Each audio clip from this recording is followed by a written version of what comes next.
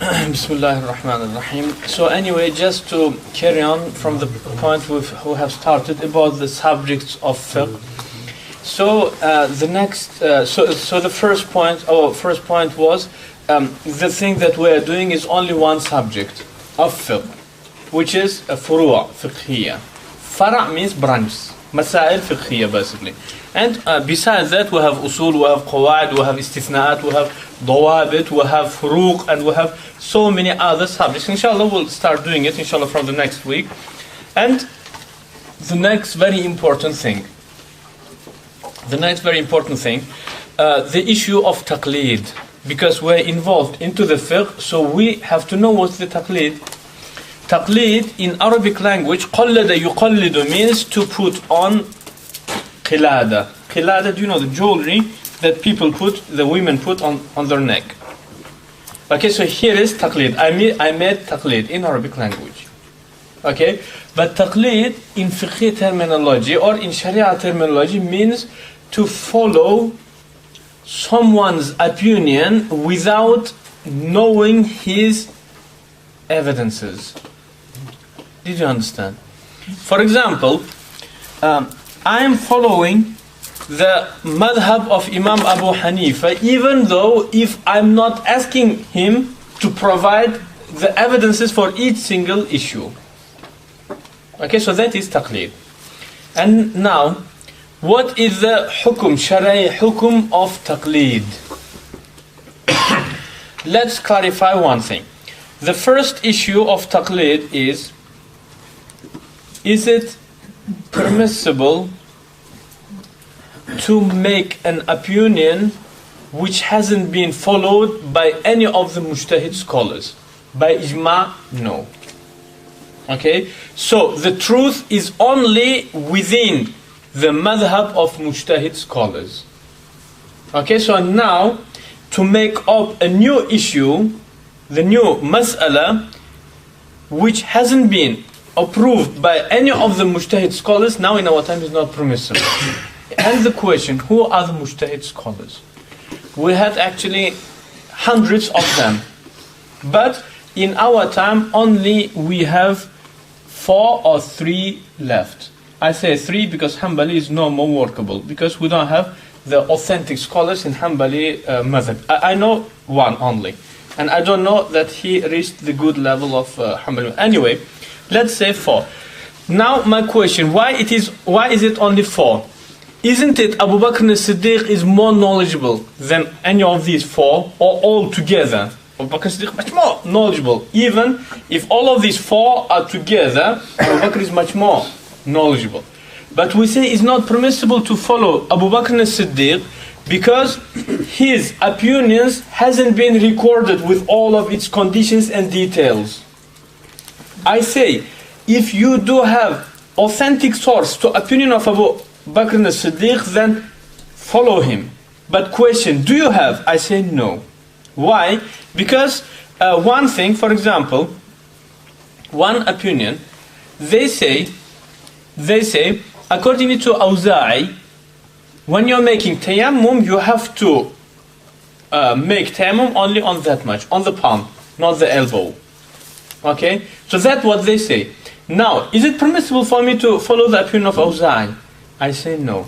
Why? Because is it his last opinion, and is it his authentic opinion? Because as you can see, within Hanafi madhab we have sometimes up to 3 narrations from Abu Hanifa, and only one of them is authentic. Do you remember? So now, do we have an authentic opinions of Abu Bakr as-Siddiq or any of the Sahaba in each single mas'ala? I say no. Because maybe they gave opinion, they gave fatwa in some certain occasion with some certain conditions, which is not applicable widely. So because we don't know under which conditions it will be applicable, so we do not have a right to follow the madhab of the Sahaba. So now, is it clear?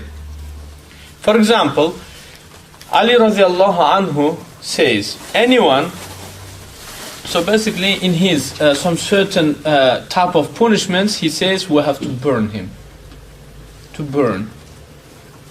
Okay, so now, isn't it that Ali radiallahu anhu is more knowledgeable about Rasulullah than the rest of the four mujtahideen? Definitely. Okay, but then we do have hadith in which Rasulullah says that no one has a right to punish with the punishment of God except him, burning. Okay, so is it permissible for me to implement the punishment of Ali radiallahu anhu? And first of all, is that narration from Ali, is it authentic? Or did he say it in some certain occasion just to warn, you know? Because time to time we do exaggerate also, but we don't mean. Maybe that was the case. So no any of the students of Ali radiallahu anhu recorded all of the conditions and all of the masail of Ali radiallahu anhu. Did you understand? So that's why in our time there is no any madhab, any mujtahid except for mujtahids. Okay, so now question, do I have to follow four mujtahids, or do I have to follow kitab and sunnah? This is the other very flashing word, but it's so nasty word. Okay, because we say why you are not following Quran and Sunnah and you are following Abu Hanifa and Malik? Because it's again the same, you know, we're still going round and round, you know. Because as Allah subhanahu wa ta'ala says, فَاسْأَلُوا أَهْلَ الذِّكْرِ إِن كُنْتُمْ لَا تَعْلَمُونَ. Go and ask the people of knowledge. Okay, and if you remember, in one of the journeys, it was very cold time. So some of Sahaba became impure, had the sexual activities, etc. So basically, and then he said, what do I have to do? I have to pray now. It was Salat al-Fajr time. They said, you have to take a shower. So he has taken a shower and then he died because it was very cold. So when they came back, they mentioned what happened. Rasulullah said about them, قَتَلُوا أَخَاهُمْ قَتَلَهُمُ اللَّهُ. May Allah kill them because they did kill their brother. Okay? And don't you think that Sahaba, they were aware of the hadith of the Prophet sallallahu alaihi wasallam? Okay? So some of them wanted to implement some of the hadith that he knew according to his own understanding. So Rasulullah sallallahu alaihi wasallam cursed him. Because he is the one who did kill his brother. Okay? So that's why we say to follow Quran and Sunnah directly is not permissible, specifically in our time. Why? Because as you see, the publishing houses in our time is trading purpose, you know. There is nothing else. You know, for example, now I'm teaching Quduri, and even by, you know, for so many times I'm teaching, and each time I'm finding some mistake which has been done in publishing center. And I'm teaching some other books, which is non-authentic copies, you know. You know what I mean?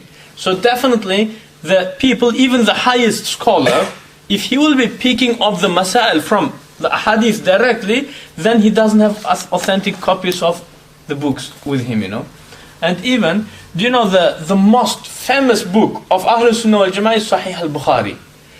Do you have an idea that the authentic copy of Abu Dharr al-Firabri, it has been published only about 9 years ago. So any of the copies which has been published of Bukhari before, all of that was weak narrations of Bukhari. Can you imagine that? So all of the mujtahids, before 9 years old, they used to follow the weak narration of Sahih al-Bukhari. Can you imagine? Okay, so anyway, let's not go to that extension.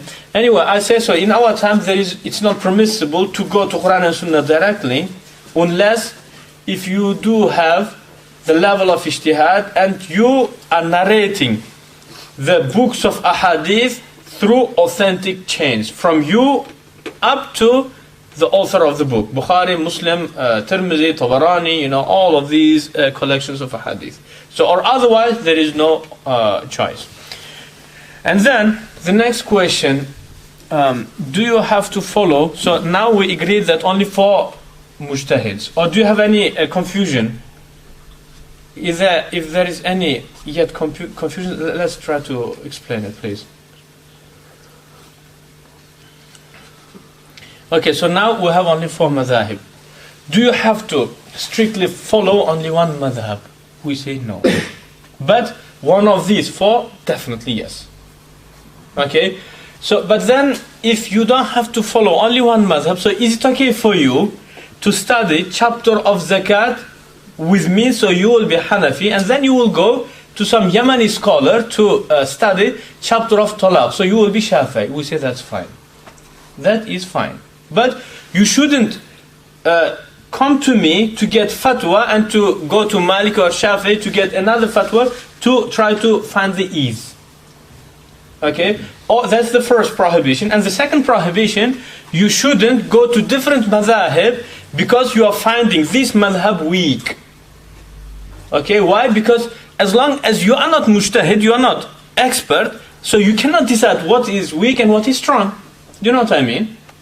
Okay? So, you are like a person in very dark room and he has got 2 stones. Okay? Even if he's trying to look, okay, he cannot evaluate which one is more expensive because you're not expert. Do you know what I mean? So for you, the glass and diamond both are same because you don't know which one is more expensive. Do you know what I mean? So the Islamic issues is even more complicated than glass and diamond. So if you want to go to different madhab, then you shouldn't do it first because of searching for the ease, or the second because you are finding this madhab weak, because you don't have right to decide which one is weak and which one is strong. Is it logic? Okay. So then why, if it's permissible for us to follow, any of these madhahib, then why are we studying only one madhab now? We say, look, we are living, in the morning you will wake up, so you have to know how to perform wudu, and after that you will pray, and after that you become junub, you have to perform ghusl, etc. So if you will try to learn all of 4 madhahib, then you don't have, even the life of Ibrahim a.s. will not be enough for you, 200, 300 years will not be enough for you to learn all of the 4 madhahib. Look, we are struggling to learn only one madhab. Maybe if I will ask some of masail that we studied before, most of you may not recognize, even if we taught it, because it's so complicated. Okay? So that's why we're studying only one madhab. Okay? So that's all about Taqlid. And we may have some other details through the Quduri and through the other subjects of fiqh, inshallah. We will go through all of these points, yes, inshallah. Can you explain what do you mean by you should not go to different madhabs for ease? For ease, what do you mean by you shouldn't go for ease? Okay, so ease means, for example, in front of you, you do have nabiz, bear. And initially you are Maliki. According to it, this is haram. Okay, then you will say, because you desire it, Okay, so then you will call some Shafi'i scholar. Nabiz, is it permissible in our madhab? He says no. And then you will call to some, Hanafis, and some of them will say yes. So your desire to get yes. Right. So that's why you will give them call. So anyone says yes, you will say, MashaAllah, great scholar, Anyone who says no, you will say, go and revise your notes, So it's not really ease that I'm looking for. I'm looking for something that will agree with my opinion. Desire. I'm trying to get the Quran or the Hadith or some scholar to come around to my way of thinking. Exactly, yes. So basically, you are putting your desire first, and then you are looking for excuse to fulfill your desire. Okay? That is one thing. But then, sometimes we may have a problem. For example, if you are Maliki or Hanafi, we will have these problems sometimes. For example, Raful Yadain, do you know, during the Salat, so many narrations we have in Sahih, authentic hadith, Okay? So, but you are not doing it. So in your heart, you have something stuck in there, You feel that you are going against Rasulullah sallallahu alaihi wasallam. Okay? Or you found some hadith which is in your madhab not followed. Okay? So you feel in your head that there is something, you're not comfortable. So in that case, is it permissible for you to go with this hadith? We say, in that case, you have to go to look any of these 4 mujtahid scholars who follow this hadith, okay? And then by criticizing yourself. For example, you're Hanafi and Hanafis are not taking this hadith. You have to say, I'm sorry because I didn't understand the Hanafi position, so that's why I'm going with Hanbalis. Okay. Because Imam Ahmad implemented this hadith. We say that's fine. But you shouldn't say, oh, Hanafis always, go against hadith, so I'm going to... We say, no. Now is very dangerous. Okay. Do you know what I mean? Okay? Because first of all, you do not have a right to evaluate what is reliable and what is not reliable. Unless if your madhab is not taking some certain hadith and you're not comfortable with it, in that case you have to look for the rest of three madhab. If some of the mujtahids following this hadith, so you have to take that madhab completely.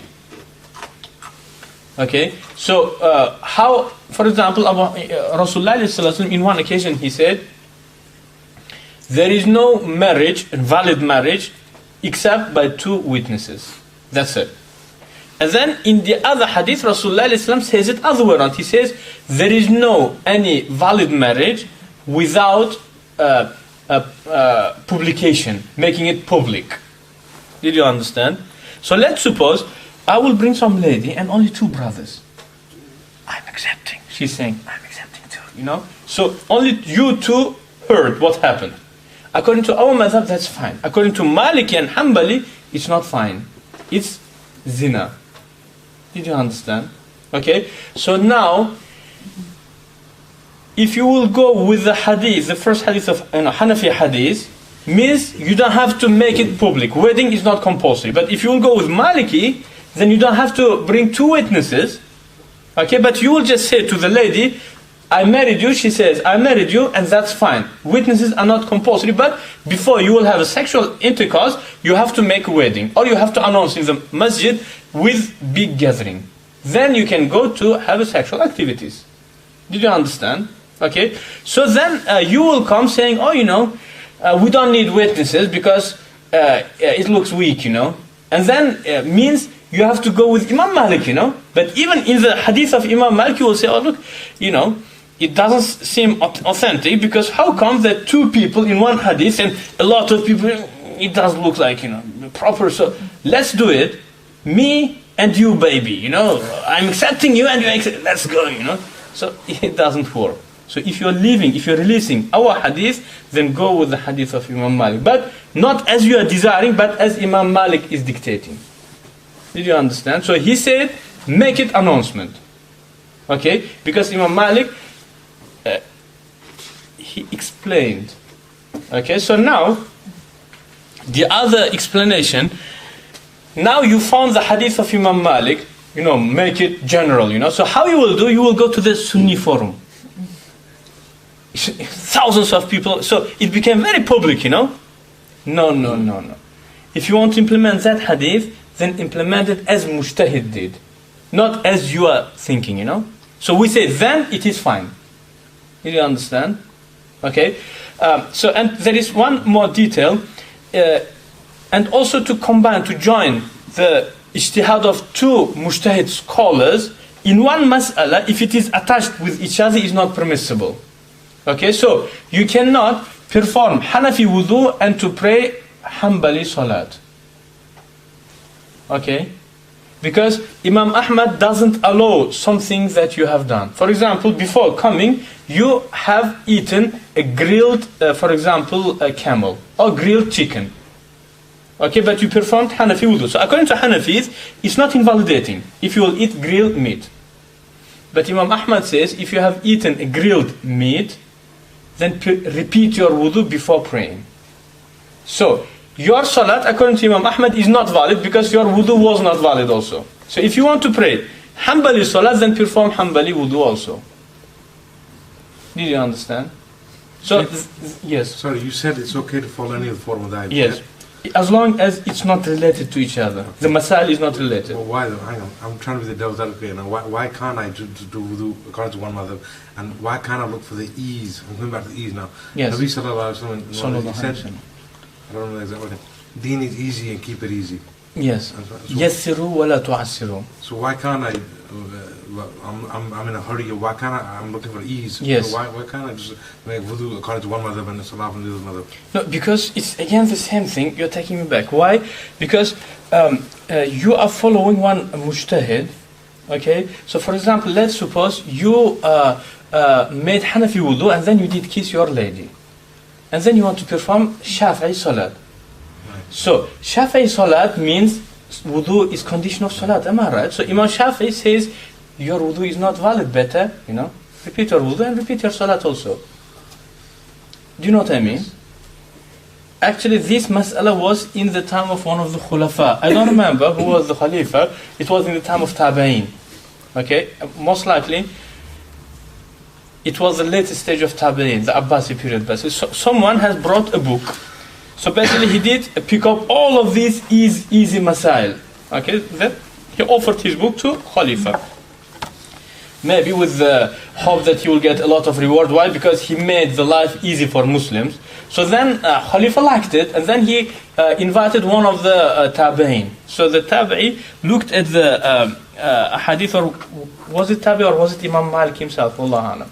So then when he checked the masail, he said, Amirul Mu'minin, the one who allows this wudu doesn't allow this salat, and the one who allows this salat does not allow this talab. Did you understand? So it's the same as do you know the teeth? Do you know the mouth? The strongest mouth in the creature is the mouth of hyena. Okay, so you are creating the most strongest animal. So the mouth of hyena, and the strongest wing is the wing of falcon. And we'll put, do you know, the thing of shark so it can fly. Okay, and the strongest, fastest running is leopard. Do you know what I mean? So in general, we'll create something very strange, Do you understand? So that's exactly the same thing is happening with the fiqh masal, yes. Exactly that, Sheikh. That's what's happening. Yeah, exactly, yes. So it is big facade, So, I mean, you've got many Muslims, practicing Muslims, who are doing exactly that. It is big facade in our time. Going for the strongest, in each. Exactly. No, but question: are we capable to choose which is strongest or not? That's the question. Do you know what I mean? It is not possible. It is because you have to have good knowledge. Okay. So, for example, recently we visited the grandson of Sheikh Anwar Shah al-Kashmiri. You know this person. So anyway, Sheikh Anwar Shah al-Kashmiri said, and he was the expert of hadith. You know him. About 100 years ago. Kashmiri, you know him, Kashmiri. So Allama Kashmiri. So he says that you have to have a good knowledge of 22 subjects to be capable to understand hadith. Do you know what I mean? And actually I did have a chance to speak with some of these mujtahideen in Saudi, and I did test them on the basic masal of grammar, nahu. They just failed. So if you don't know the grammar, so how you can understand Arabic language? And Rasulullah was speaking in the perfect Arabic language. So you cannot differentiate, you cannot understand the basic Arabic. So how you can decide what is strong and what is weak in the perfect Arabic language? Do you know what I mean? So basically you have to have very strong scholar to say this is weak and that is strong. So it's very difficult to understand, because in our time it's very fashionable. There are some titles which is very fashionable. Okay, Islam is the religion of ease, and Islam is equality and democracy. But before, when Lenin and Stalin they were alive, Islam and socialism. Do you remember? There is book names Shuyu'iyyatul Islam. How Islam is socialist. It has been written in Egypt. So now they are propagating for a different thing. Islam is democracy. Okay? So tomorrow, if dictatorship will come, they will say, look, Rasulullah he used to do whatever has been revealed. So it's dictatorship. Do you know what I mean?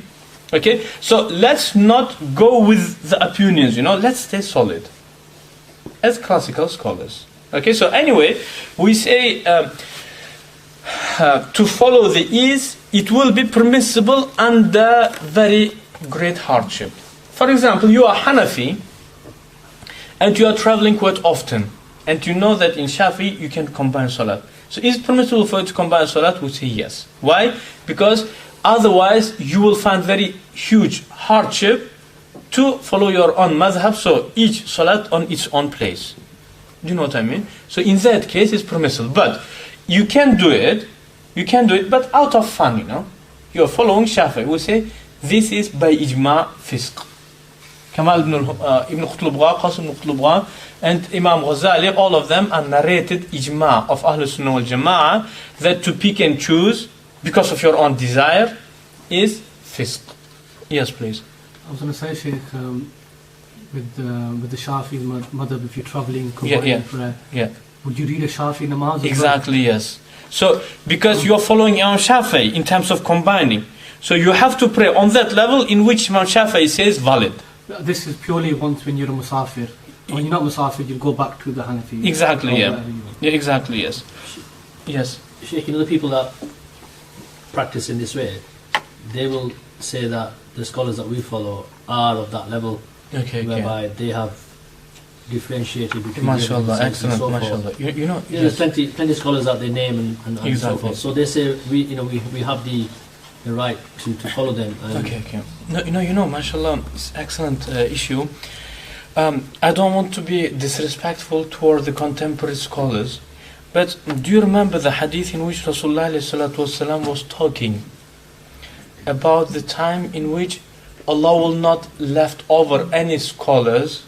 Allah will take the life of all of the scholars, so there will be ignorant people remaining, and then people will choose the ignorant leaders. Leaders doesn't mean president or prime minister, it means imams and muftis and so on. And then they will give fatwa without having knowledge, and they will misguide and they will be misguided. Do you remember? Look, there is only 5 years left something about 5 years left till Imam Mahdi. And after Imam Mahdi, 30 years till Isa alayhi salam, and after Isa alayhi salam, not more than 100 years when all of the Muslims will be finished off. So from now till 100 years, there will not be any Muslim remaining. So when is this time? When there will be ignorant leaders. I say it is now. Okay? So look, for example, actually because I had good long journey of knowledge, studying and teaching, so I had a chance of meeting very great, scholars. Okay, well, I mentioned some of my shuyukh. So it's one of maybe the second leading on that side. Okay, I mentioned. Oh, look, for example, you take Sheikh Abdulaziz ibn Baz, Abdulaziz ibn Abdullah ibn Baz, one of the greatest scholars of Salafi Madhab. Okay, and then if you remember in Akhir Tahawi, we mentioned one of the issues that he mentioned. He says, look, for example, Al-Imam Abu Ja'far al-Tahawi narrating from Abu Hanif in his Aqidah book saying, لا تحويه الجهات الست. 6 direction doesn't limit him. Do you remember? It is the exact text of Abu Ja'far al-Tahawi. Then, because it's going against the Salafi opinion. So what Ibn Baz replied back to this point? Because Sheikh Ibn Baz accepted by Salafi brothers as mujtahid. Am I right? So look, at the point of the scholar who is recognized as mujtahid. So he says, Imam Tahawi means that the created 6 direction doesn't limit God. But there is a direction which limits him. Some of you, first of all, you will make bad thought about me. Because how come Ibn Baz says it? Well, that's what he says, Now, do you accept what he's saying? It is shirk. Why? Because Allah says, Wallahu khaliqu kulli shay. Allah is the creator of everything. Am I right? So according to the text of Ibn Baz, there is 2 types of directions. One is the created and the other is non-created. Now tell me by the name of God. Is there anything beside God non-created? Anyone who says that there is something non-created, isn't he kafir? I don't say Ibn Baz was kafir, just mixed up. He has gotten Allah Alam. But this statement is kufr. Do you think that mujtahid, on the level of mujtahid, can make these kind of mistakes? No, because I spent about 2 years with Salafi brothers, and I was tough Salafi, so I know their opinion from inside, you know. And there are many, many other things which is very silly, you know. Or, for example, look, Sheikh Nasiruddin al-Albani, rahimahullah, one of the leading Salafi scholars. Okay, so he had a debate with one of the Moroccan, Tunisian scholars, Moroccan scholar basically, Maliki Ash'ari. And the debate started off with the God being in some place. Okay, so that Moroccan scholar reported the Ash'ari position. He said all of the hadith which literally mean that God is somewhere, all of that is basically metaphoric use. Okay, so because that's the Ash'ari, but what about Maturidis? We say Allah knows. Would not go to that extension. Okay. So then basically, Sheikh Nasiruddin al-Albani said, "Do you doubt on the ayat?" And then he mentioned, well, he didn't mean to doubt on the ayat, but he said it's indirect meaning, the metaphoric meaning. Okay, and then he mentioned that Ash'ari scholar mentioned. Do you remember the hadith in which Rasulullah says, anyone who will start off his salat, he will find God between himself and Kaaba. Okay, so in here, Sheikh Nasiruddin Albani had to say, I'm sorry, I was mistaken. But it carried on, you know. Now it became proper tajsim. Means God occupies, so this space, for example, I will say, Allahu Akbar, Kaaba is there. So God, literal meaning is God somewhere here basically. If you will go to the Kaaba, Masjid al-Haram, and you will be in the first line, so there will be only 1 meter between you and Kaaba. Means God is there. Okay, so even the Salafis, they do not believe on it. No, but he carried on further. Mujtahid never does it, you know. Do you know what I mean? So, I respect all of the scholars. They may have some mistakes, you know, and also from this side, those who are pretending to be Sunnis, do you know what they said? Some of them has written a book, and some of the scholars now propagating, you know, this book. What is written? He says, there are 7 Ash'ari attributes which is given to God. Being alive, and being existing, and being creating, okay, and the rest of the 7 must. So then this scholar says, if someone out of ignorance denies some of these attributes, is he still Muslim or not? He says there is disagreement, but there is no any. Then he says, but the mu'tamad position that he is still Muslim. Tell me this by the name of God. If someone says, I believe on God, but I don't know, does he exist or not? Wujud is one of the attributes. And he is, this scholar, if I will mention his name, he is considered as mujtahid and mujaddid of this side. So do you think that mujtahid will say this kind of stupid, silly position? I believe on God, but I don't know, does he exist or no? I believe on God, but I don't know, is he alive or dead? What are you talking about? So these are the mujtahids of our time. I don't mean to be disrespectful, but I say, I'm sorry, Maulana Sabs and Shuyukh, please, let's follow the classical scholars, because we are the kids of our mujtahid scholars, you know. If they will accept us to be their kids, I will find myself in the paradise, you know. So, I mean, this is the positions of the mujtahid scholars. So, there is no any mujtahid. Forget about mujtahid. So far, I haven't seen anyone who is mujtahid fil madhab, in his own madhab. Okay? So that's the unfortunate, very painful thing, you know. But it's impossible. For example, when you will have a dialogue with some brother who is following some certain, you know, group, so definitely he will say that his imam is mujtahid. So you cannot change it. But if you will mention these quotations, first of all, he will say you are making buhtan. He didn't say it. He will not believe. And on top of that, he will say you are the enemy of Sunnah. Or you are enemy of Rasulullah, or you are enemy of... It depends. Okay, so you can do nothing. So, my position, if I will truly implement the madhab of our classical four scholars, I say alhamdulillah, I'm good, I'm doing well. But to make up a new madhab, there is no any scholar who is capable to do so in our time. Look, what do you think about this? Anything, we have to sort it out now, please. Any problems, we have to sort it out.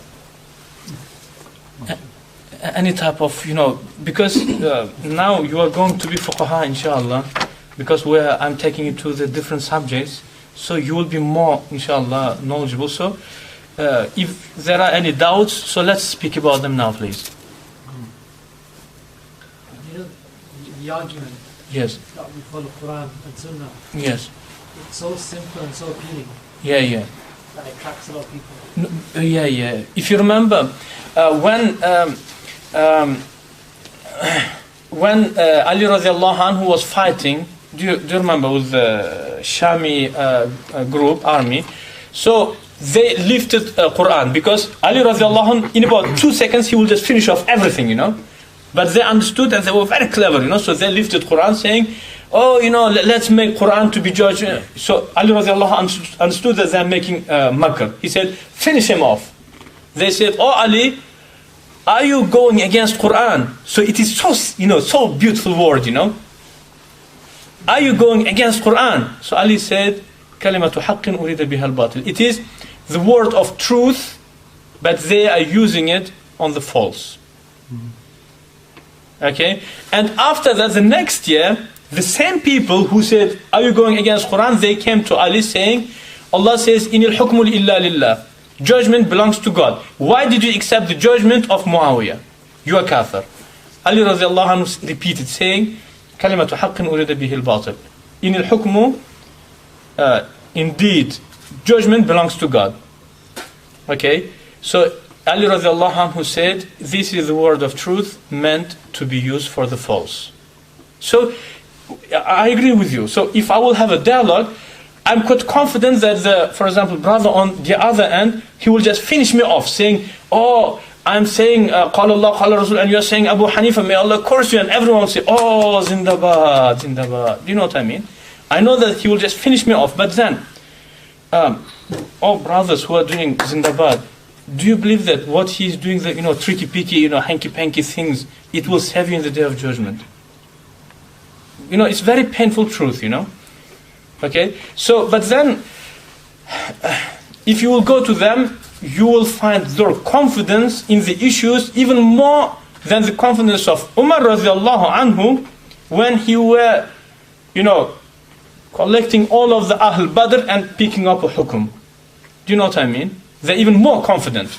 Do you know what I mean? Means there is something wrong. So, means they're not following the way of Sahaba. Do you know what I mean? For example, if you remember, Umar radiallahu anhu, if some Bedouin or some Ajami, Persian or Turkish would come to Medina with trading purpose, he wouldn't let him into the market, saying, because they didn't study the buyur, Islamic buyur, so they will destroy our market by doing their haram things. So he used to say, appoint some scholar who will be your broker inside of market of Medina. Okay, so if those imams and shuyukh would be in the time of Umar radiallahu wouldn't give them a right to go into the market, Muslim market, you know what I mean? But now they're on our members, Okay, so there is something wrong. There is something wrong. Rasulullah says, one of the signs of the day of judgment, closeness of the day of judgment, the truthworthy will be taken as a liar, and the liar will be taken as a truthworthy. You know what I mean? Because of these kind of flashy words, Okay? They can just finish me off. For example, saying, was Madhab of Abu Hanifa in the time of Rasulullah or Sahaba or Tabain? I will say no. Means, finished. I can say nothing. So even if I will say, because of this condition, because of the condition, I will say, everybody's gone by then. Is he talking in the language of jinn? You know what I mean? So it's impossible. Okay? And, in my own understanding, the brothers who are sitting in here, I do believe that definitely there is very big portion of guidance, or otherwise it's impossible to get them here, because now totally different policy is running outside, you know. Do you know what I mean? Yes. Sheikh, I was just going to say, people might say, oh, you follow Imam Abu Hanifa blindly and what have you. But my question would be, they follow Imam Bukhari blindly. They don't know whether the book is authentic. They've not seen Imam Bukhari. Exactly, yeah. You don't know who written it down. Exactly, Even the original one, you don't know whether that's original or not. Exactly, yes. So, for example, what is the Sahih al-Bukhari? For example, I am Atabek and I have only 20 students, but Bukhari was Bukhari, thousands of students. And how he would do, he has got his authentic copy, he will be reading and dictating, and thousands of students will be writing it down. So, thousands of copies. But the Mu'tamad copy is the copy of Abu Dhar al-Firabri, who did written it once, and did compare it to the copy of his teacher, and then he did listened to Imam Bukhari many times, and then he did correct it. So his copy is only authentic, and that copy has been published only about 9 years ago. And the copy that has been published before, it was the copies of the rest of thousands. Do you remember? So now, how you can be confident that it is exactly the copy of Imam Bukhari? Do you know what I mean? And then, if I will say it, they will say, oh look, he's enemy of Sunnah. Why? Because Allah says, Inna nahnu nazzalna dhikra wa inna lahu lahafidhun. We are the one who did reveal the dhikr, and we will take care of that. So they will say, I am doubting on this ayah. But I'm not doubting. Do you know what I mean? So, but you have to be awake, you know. Because shaitan, as I said before, you are academical, you know, student of knowledge. Shaitan will never come to you saying, I will give you sneakers, you know. I will take you to Las Vegas, please say that. He will never say it to you. He will say, look, he's going against this ayah, he's going against this hadith. Do you know what I mean? Because that's what you are. You're academical, you are more into knowledge. So he will make what's supposed to do with the knowledge. Okay? So I say now, it is only these brothers that we have, that's it. Okay? But the rest, they are going after these kind of flashy words, you know. Quran, Sunnah, who is Abu Hanifa, who is Malik, who is... You know, I visited some of the brothers who said, very bad word, you know, said, it is right that Bukhari, Malik, Ahmad, and Abdullah ibn al-Mubarak, they were close to Sunnah, but then he started counting the shuyukh who were still alive in that time. But Sheikh Fulan, and Sheikh Fulan, and Sheikh Fulan, they're even closer to the Sunnah than those. Well, no, but that's what they believed, you know what I mean? Some of them say it, and some of them, but subconsciously they believe on these kind of things. Okay? So if they wouldn't be Malik, then where would be this Sheikh? Or Bukhari, Abdullah ibn Mubarak? So these are the people of Sunnah, do you know what I mean? If they wouldn't be there, then where would be the Sunnah then? Do you know what I mean? But it's very painful truth, you know? It's very painful truth. So anyway, I say, the opinion which says that each single person has to go to Quran and Sunnah independently, I say it is against ijma. No any of the scholars, classical ones, said this. Okay, but it is contemporary, I say, bid'ah.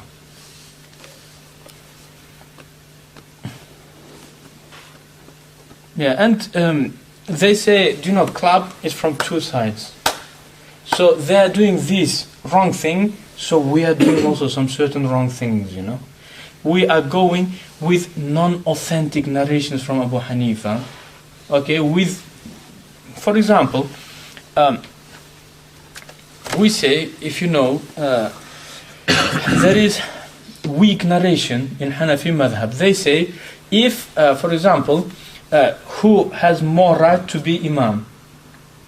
If in terms of knowledge, age and migration and the akhlaq and nasab, all of them are equal, then we go, whose wife is more beautiful? Okay, that is weak narration in Hanafi Madhab. And then the next is, if all of them are equally beautiful, then whose private place is shorter? He has more right to be, do you know? So this action, and there will be some other reaction from their side.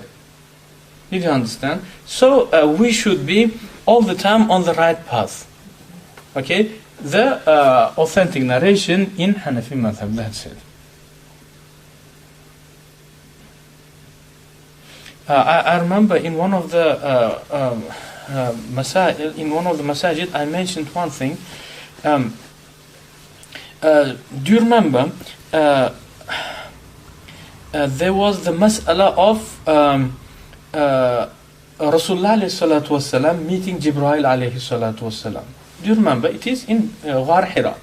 So there is two opinions, Maliki opinion and Hanafi opinion. Okay, so the Maliki opinion says that Rasulullah alayhi salatu wasalam in the first couple of years he used to get revelation in his dream, and he used to hear the voice of Jibreel, but he never saw him up to 5 years. And after 5 years of revelation by hearing, he saw Jibreel for the first time. So he never doubted that he is Jibreel. Because if we would say that he doubted, then actually we would say that Prophet is doubting on the message. And that's impossible. Do you know what I mean? So that is Maliki madhab. But Hanafi madhab, we say Rasulullah ﷺ, the first ever revelation he has got visibly. Okay, so Jibreel ﷺ came and squeezed him, do you know? So that was visible meeting. Okay, so Iqra has been revealed in wakeful status. Okay, so that is Hanafi, our position. But then Hanafis, they say, so Rasulullah ﷺ started running away. Okay, and then what is the reason? So there are several reasons. Okay, and one of them is, it says that Rasulullah ﷺ says, Ibn Hajar al-Asqalani mentioned that, says that Rasulullah ﷺ was afraid for himself. Okay, but then Malikis, they criticize this point, saying, how possible that Prophet, after having 5 years of experience of message, he will doubt on the messenger and he will be afraid for himself. Okay, so now either you follow this madhab, so you will say when Rasulullah saw Jibreel, he was sure that he was Jibreel, or either you will follow the Hanafi position. So you will say the first ever revelation came on wakeful status, but when Rasulullah saw Jibreel, he was afraid.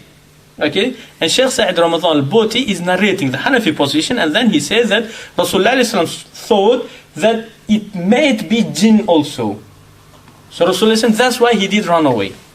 Did you understand? So then from the other side they say, so do you say that Prophet can doubt on his own message? So that is basically based on misunderstanding of two madhahib. They combined two madhahib into one. So it came out that from the first revelation, Rasulullah was confident that his Jibreel, and anyone who says that Rasulullah thought that he could be jinn, is kafir. But then it will be combination of two madhabs. Do you understand what I mean? So according to the Malikis, Iqra has been revealed in the dream. But in our madhab, no. It was in the wakeful status. Did you understand? So that was the main issue. But then it did cause some certain reactions and etc. Well, I say, please, let's narrate the madhahib from authentic sources. Then let's sort it out. But to bring two madhabs into one and to build up one, it's the same as not Shafi'i and not Hanafi, but something in between. Okay? Sheikh, yes. You know, in matters like that, where there's a difference of opinion, yes, does it have to necessarily be, because that would that not be from, you know, a difference between the muhaddis rather yes. rather than the schools of thought? Okay. Because it's not a fiqhy matter, is it? As such. Or is it? No, because because it is aqidawi issue in terms of Prophet doubting on the message. It is ijma' of Ahlul Sunnah wal Jama'ah that any Prophet will doubt on the message and on the messenger also. Okay, but then to say that, we have to say that a message has been already set up, as Malikis did. But according to the Hanafi madhab, message not yet has been set up, because the first ever message came on the wakeful status. Okay, but Maliki said no, there was 5 years of experience of non-visible message. So then, a message was set up already. Did you understand? Yeah. But anyway, Ibn Hajar al-Asqalani narrating 15 madhabs on this issue basically. Okay, some of the madhahib say that Rasulullah sallallahu alaihi wasallam was afraid that it was the poet's things, and Rasulullah didn't want to be poet. And the others say Rasulullah sallallahu alaihi wasallam was afraid that it was the astrology thing. And the other says Rasulullah was afraid to not be able to take care of the message, prophethood. And that how there's 15 narrations within Ahlul Sunnah wal Jama'ah. Okay, just to explain this incident personally. So, so what I say, let's try to not to mix up the madhahib, and let's try to be as classical scholars in one madhab but solid, according to the mu'tamad. Okay, so I hope that inshallah from the next week we will start the book of Karhi inshallah in Qawaid and Istithna'at and Furuq, and we'll carry on with Quduri inshallah. Just one question from me. Yes. To change the text. What's the connection between Taqlid in Arabic language and Taqlid in fiqh? Because you just pick up the opinion of someone and you just bear it. You don't care where is it from. You know what I mean? So it's the same thing. And the jewelry? Sorry? No. Qilada is this one. To make on. Taqlid, it became action. It's no more jewelry, but to put on this. Yeah. Sheikh, another question. Is it true that Imam Abu Hanifa said if you find a hadith which is not in agreement with what I say, MashaAllah, yes, excellent. Part of the hadith, was he making a statement that is it possible that he didn't have all the hadith available to him at that time? Or what does it mean? Yeah, MashaAllah, excellent. So, we have to go, it's the same thing narrated, something similar narrated from Imam Ahmad. Okay, in one occasion, he said to his student, are you the one who is saying, Qala Abu Hanifa, Qala Malik, why you do not follow the Sunnah? Okay, so he said this. And in the other story, some of his students asked, oh Imam, if someone memorizes 100,000 hadith, can he give fatwa? He said no. And then 200,000, he said no. 3. And then when he reached 400,000, he said maybe. I mean, Imam Ahmad, is he crazy? Once he says don't follow the Abu Hanifa, then he says follow him unless you memorize 400,000. So, but then you have to look who is the narrator. So the story of the first hadith is one of his mujtahid students is the narrator. So it was conversation between him and Ahmad. But the second is just average student as me and you. Do you know what I mean? So it is on the same way with Imam Hanif and Imam Shafi'i. Okay? So if someone is mujtahid, so then this thing is applicable with him. And also, it's very popular in our time to say that whenever Abu Hanifa disagrees with some hadith, straight away they say Abu Hanifa didn't know about this hadith. First of all, how do you know that Abu Hanifa didn't know? Okay? And also, to control the water, in the beginning, in the root, it's easier than to control it at the end. Do you know what I mean? So, in his time, all of the hadith was in front of them, you know. And mujtahid will not be mujtahid unless if he will surround by his knowledge most of or all of the ahadith, you know. So only few things here, there could be just missing. Okay? Or otherwise, is it possible that Abu Hanifa will have only small number of ahadith, but then his students are greatest muhaddiths, you know? So they will follow him, they will make taqlid. It is impossible. Yeah. Okay, so I hope that inshallah all of the questions are sorted now. Yes. Was there any disagreement? Well, I have heard there's been disagreement between Imam Bukhari and Imam Abu Hanifa. Yeah, of course.